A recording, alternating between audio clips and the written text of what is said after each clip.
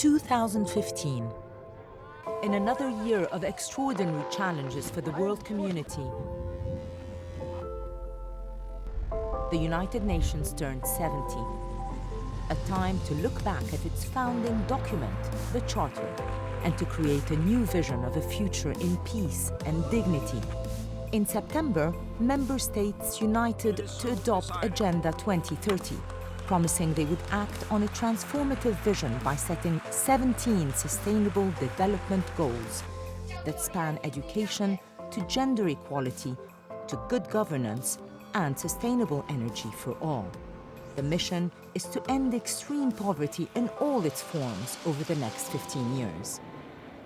The world continues to squander trillions in wasteful military spending. Why is it easier to find the money to destroy people and planet than it is to protect them? Turmoil in Yemen, Syria, Libya, South Sudan, and many other places brought suffering to new heights. At least 60 million people have fled their homes, the highest number of displaced since World War II. The reign of terror by fanatical groups like ISIL or Daesh not only sent millions of people in the Middle East running for their lives, their franchises spread fear throughout the world. In Kenya, 147 students died in a militant attack on Garissa University. Paris lost more than 100 people in a night of mass shootings and terror. Some of the suicide bombers were only teenagers. In September, world leaders converged on the UN and took up the fight against terrorism. US President Barack Obama. Defeating ISIL requires, I believe, a new leader and an inclusive government that unites the Syrian people in the fight against terrorist groups. We are prepared to work with all countries, including Russia and Iran, to find a political mechanism in which it is possible to begin a transition process. Russian President Vladimir Putin shared a different vision with the General Assembly. We think it is an enormous mistake to refuse to cooperate with the Syrian government and its armed forces, who are valiantly fighting terrorism face to face. We should finally acknowledge that no one but President Assad's armed forces and Kurdish militias are truly fighting the Islamic State and other terrorist organizations in Syria. In November, the Security Council united to adopt a resolution to take all possible measures in compliance with the UN Charter to prevent and suppress terrorist acts. In Yemen, insurgencies, airstrikes, and proxy battles have turned the country into a humanitarian catastrophe, leaving 80% of the population in need of assistance. My sister and I become so frightened when we hear the bullets. We are afraid that we will die.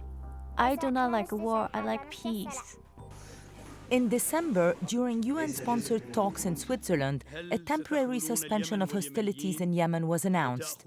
The UN urged parties to use this lull to advance the peace process.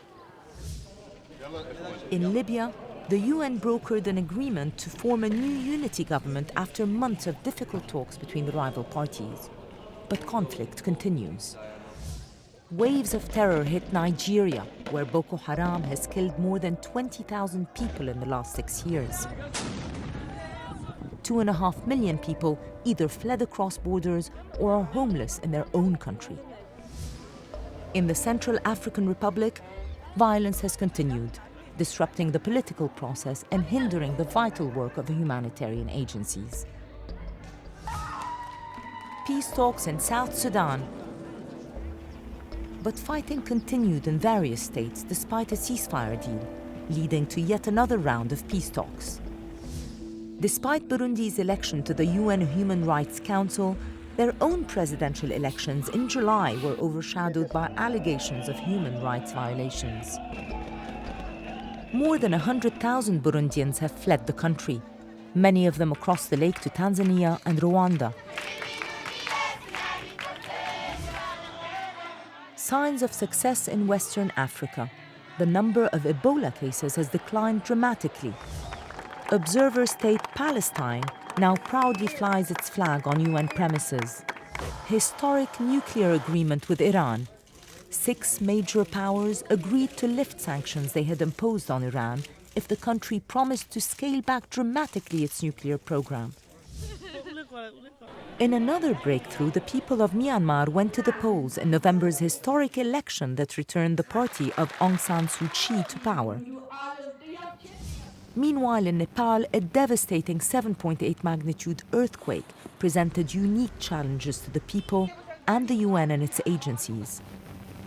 Delivering food and supplies to most inaccessible mountain areas, providing locals with shelter and cash grants to rebuild their houses and infrastructure. At his historic visit to the UN in September, Pope Francis made a strong appeal to world leaders to put care for the planet, humanity, and nature at the top of their moral agenda.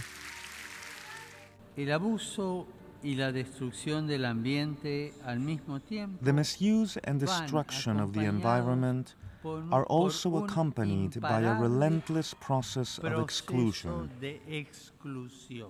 In effect,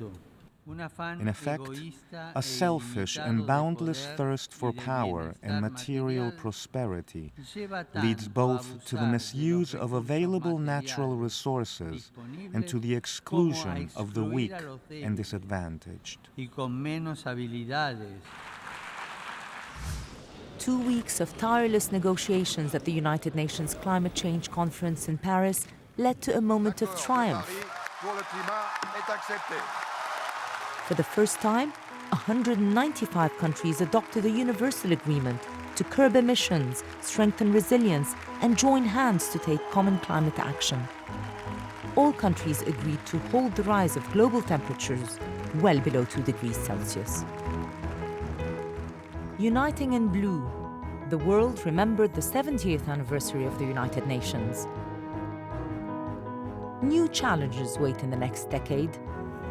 Achieving zero hunger, finding solutions for conflicts and climate change.